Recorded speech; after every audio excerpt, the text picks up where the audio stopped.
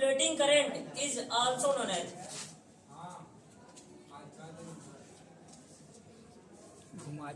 क्या होता है? ED current. क्या? ED current. ठीक है ना?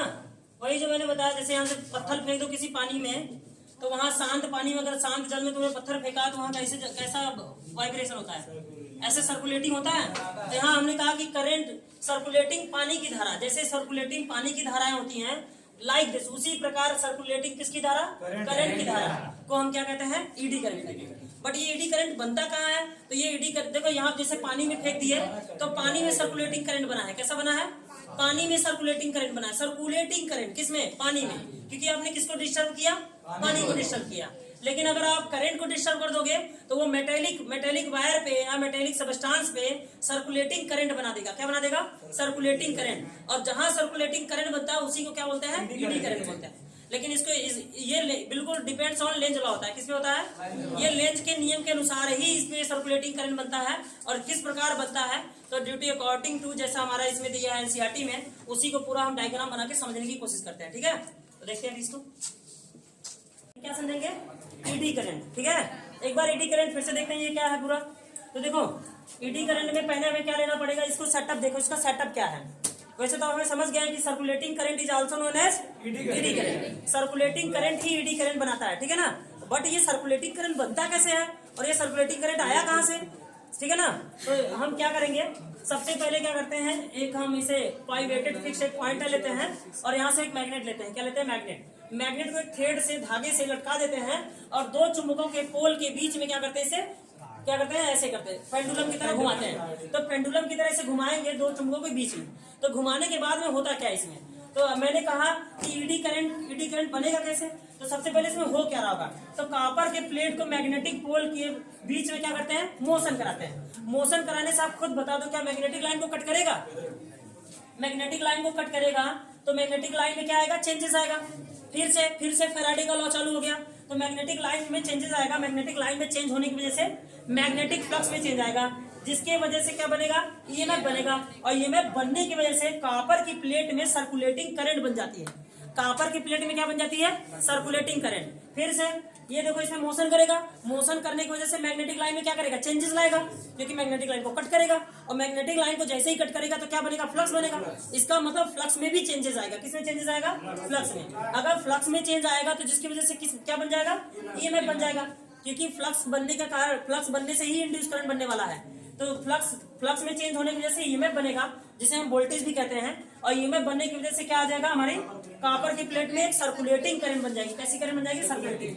तो यहाँ मुद्दा ये उठता है कि ये सर्कुलेटिंग करंट बना कैसे इस कॉपर प्लेट में? करंट तो बना, ये अच्छी बात है, करंट बना, ये बात सही थी, लेकिन ये सर्कुलेटिंग करंट क्यों बना? तो यहाँ से हम समझेंगे अकॉर्डिंग टू लेंज लॉ।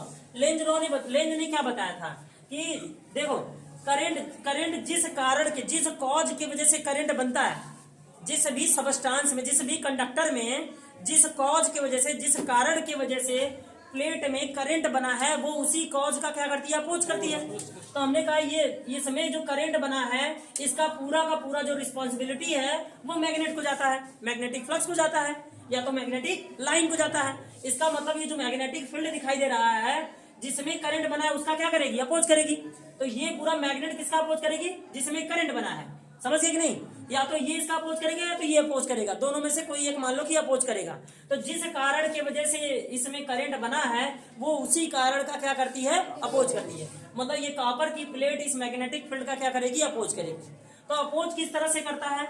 अगर इसमें देखो, मैंने बताया था इसके पहले में कि अगर अभी बता रहा हूं मैं इसे, जो करंट देखो, कॉपर की प्लेट में जो करंट बना है वो कैसा बना है? एंटी क्लॉकवाइज में। किस वाले में? एंटी क्लॉकवाइज में। अब एंटी क्लॉकवाइज का मतलब होता है कि नॉर्थ पोल। कौन सा पोल?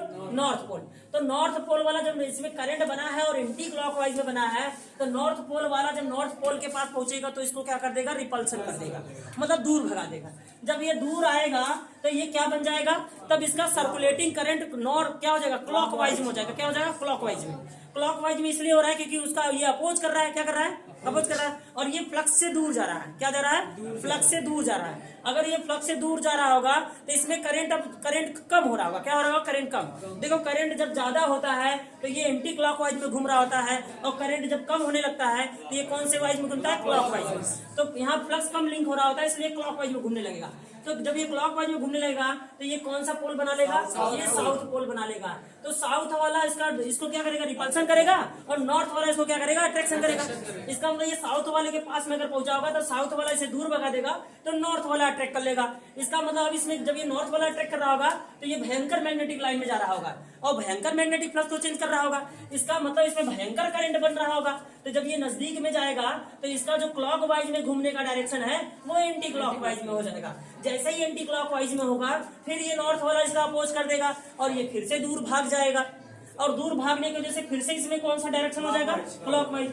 तो क्लॉकवाइज होने की वजह से फिर से ये साउथ पोल बनाएगा, और साउथ वाला इसको डिटेक्ट कर देगा और नॉर्थ वाला इसको खींच लेगा।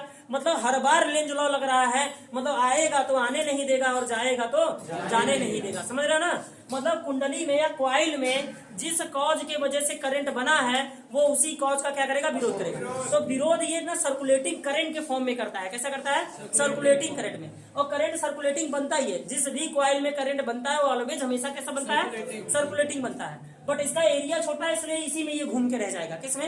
एक प्लेट में ही करंट घूम के रह जाएगा। तो इसमें जब ये क्लॉकवाइज में घूम रहा होगा तो नॉर्थ बनाएगा, और नॉर्थ वाला इसको रिपल्सन कर देगा, तो साउथ वाला अट्रैक्ट कर लेगा। साउथ वाला साउथ की दिशा अगर बना लिया तो नॉर्थ वाला क्या कर लेगा? अट्रैक्शन कर लेगा।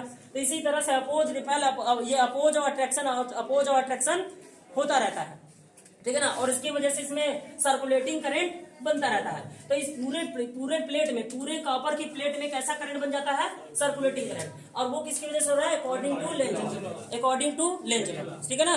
लेंज लॉ ने यही कहा था ना, जिस कॉज की वजह से प्लेट में क्या बना है? जिस कॉज की वजह से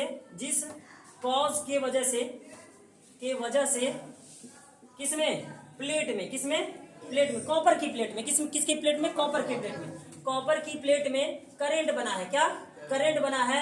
वो मैग्नेटिक फील्ड उसी कॉज का क्या करेगी? अपोज करेगी। और अपोज करने के ही वजह से कॉपर की प्लेट में क्या बन जाता है? सर्कुलेटिंग करंट बन जाता है। अगर इसे आप नोट डाउन कर लेंगे तो सुनहरा इसका एक एक्सप्लेनेशन हो जाएगा कि करंट क्यों बना, करंट सर्कुलेटिंग क्यों बना। बाकी इस करंट भी बनने का रीजन यही है। समझ गया ना? तो हम यहाँ पूरा का पूरा डेफिनेशन, ये तो एक्सप्लेनेशन पूरा हो गया।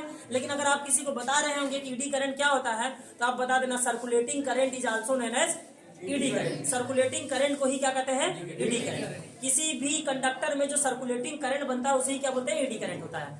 तो ईडी करंट कैसे बनता है इसका एक्सप्लेनेशन हम लेंज लॉ से बता देंगे, ठीक है ना? कि मैग्नेटिक लाइन में रहते हैं और उसी काज का अपोज करने के कारण उसमें अपने आप क्या बन जाता है? सर्कुलेटिंग करंट बन जाता है। क्लियर है? तो अगर ये क्लॉकवाइज में घूम रहा होगा तो नॉर्थ पोल, और एंटी क्लॉकवाइज में घूम रहा होगा तो नॉर्थ पोल, और क्लॉकवाइज में घूम रहा होगा तो साउथ पोल, ठीक है ना? ये करंट साउथ पोल इसलिए बनाता है क्योंकि ये किस में है? ये क्लॉकवाइज में। और साउथ वाला अपोज करेगा तो नॉर्थ वाला क्या करेगा? खींच लेगा। और ये अपोज होता रहता है इसमें, और ये अट्रैक्शन अपोजिशन होने के कारण इसमें हमेशा सर्कुलेटिंग एक करंट बन जाती है। और circulating current is also known as eddy current. समझ में आया? तो ये किसकी वजह से हो रहा होगा? According to Lenz law. और ये बातें आप अपने से यहाँ नोट डाउन कर सकते हैं मेरे बताए गए लैंग्वेज के अनुसार, ठीक है ना? बाकी ये ईडी करंट हो गया। इसकी वजह से बहुत सारे लॉस भी होते हैं। क्या होते हैं? ईडी करंट की वजह से क्या होते हैं? बहुत ही ट्रेमेंडस तरीके से लॉस होते हैं। तो इनके लॉस भी पढ़ेंगे, और ईडी करंट को कैसे कम किया जाए इसके बारे में भी पढ़ेंगे। ईडी करंट की वजह से क्या होते हैं? लॉसेज होते हैं। क्या होते हैं? लॉसेज। मशीनों में लॉसेज हो जाएंगे। पता है क्यों? मशीनें हीट हो जाती हैं, गर्म हो जाती हैं। जब करंट लगातार सर्कुलेटिंग बनने लगेगी मशीनों में, बड़ी बड़ी जो मशीनें हैं इंडस्ट्री में लगी पड़ी हैं, तो वहां पे सर्कुलेटिंग करंट बनने की वजह से मशीनें हीट हो जाती हैं, गर्म हो जाती हैं। और गर्म हो जाती है तो वहां पे कॉपर लॉस, आयरन लॉस हो जाते हैं। कैसे लॉस हो जाते हैं?